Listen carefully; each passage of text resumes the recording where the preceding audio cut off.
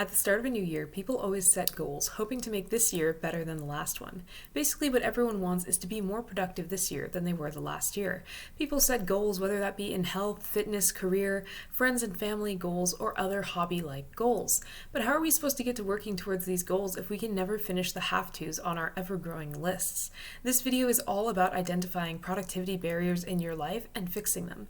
Just because you want to be productive doesn't mean you have to sacrifice things like hobbies or rest or taking care of your body.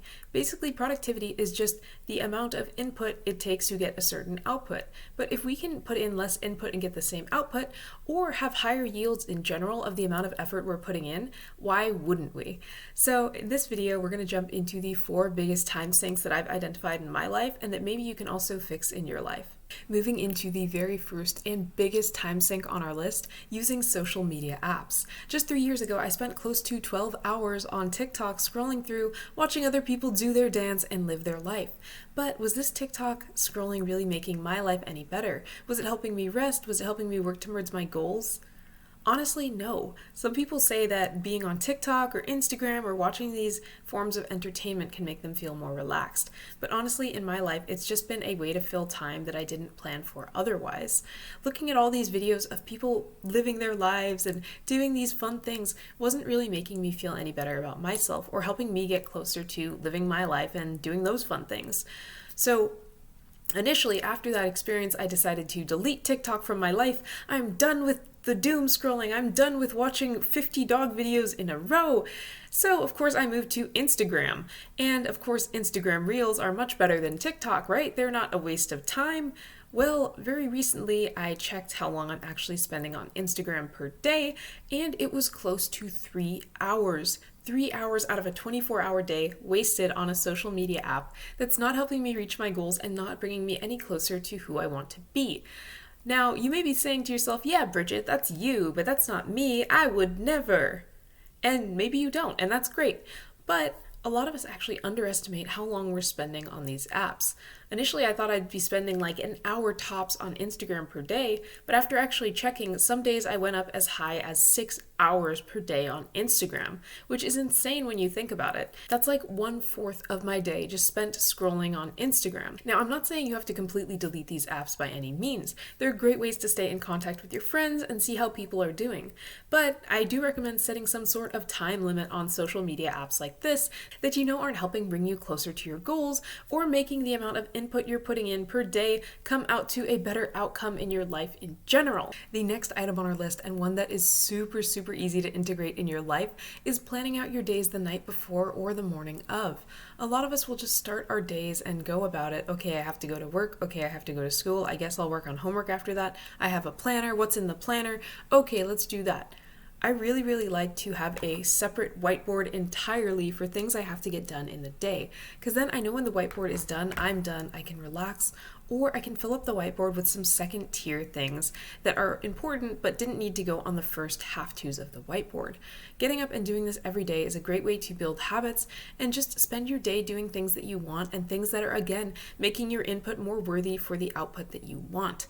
This is also super helpful if you're trying to build a morning routine or get into doing anything as a routine every single day, because if you just put it at the top of your whiteboard, you know you can knock it out in like 20 minutes and then have that feel-good feeling for the rest of the day of hitting your morning routine. Personally, my routine looks something like studying Chinese and reading some kind of book a little bit in the morning. This has been super helpful for bettering my language skills and also just reading about things in general. Now, you don't need to get a whiteboard to do this. You can, of course, do it on a piece of paper, on your phone, anything like that. You just need to have it somewhere where you'll be able to see it and you'll be reminded of your list of items that you're doing for that day. Next item on our list, and I will go more in depth on this on another video of the actual research that backs this, but having a messy environment can really affect your productivity. This means you can't find those notes you took from last week. You can't find that important document that you need. Your files are all out of whack. Your directories don't make sense. There isn't good naming. There's all these things about having a messy environment and disorganized that are going to make your life so much more difficult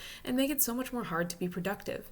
Recently, I got this hanging shoe thing that hangs by the door, and I put all my shoes into that automatically, and all the socks go in there instead of with my other clothes, because then I know where all my socks are, and it's super easy when I need to leave somewhere. I can just grab socks from the sock shelf and grab shoes that are directly under the socks. So it putting everything in one spot like that, it made it way easier to do things more quickly and to just get out the door when I need to get out the door.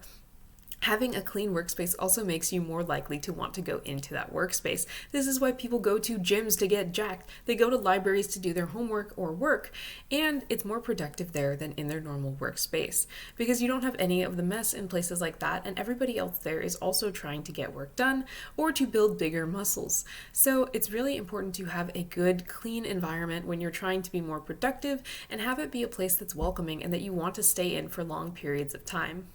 Moving into the final item on our list that kind of ties back around to our very first item of social media, and that's having a ton of notifications on your phone. A lot of us can go and check our phones and check our phones and check our phones and check our phones, and suddenly the day's over and you've checked your phones 20 to 60 times. We check our phones so much now these days, but what about when you're trying to be in a deep work session, when you're trying to study for a couple hours, and then you get a ping, and you need to check it, and then you get a call, and you need to answer it. And these notifications are just breaking your flow, and it's much more difficult to get back into it after you've been distracted than to just continue when you've already started working. So turn off your notifications, people. If you have family members, let them know when you're working, because then you won't have to worry about getting disrupted.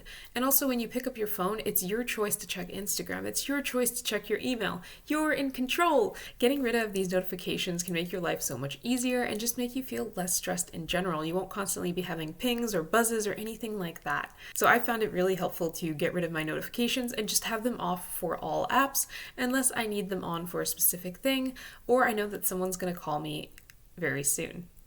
These were the 4 biggest time sinks in my life. What are the biggest time sinks that you've been noticing in your life? Leave them down in the comments below, and we can all share how we've been wasting our time recently. Anyway, thank you for watching, and I hope you found this video helpful, and it's going to make you more productive this year and make you more able to reach your goals instead of watching other people live their lives and reach their goals. Thank you for watching.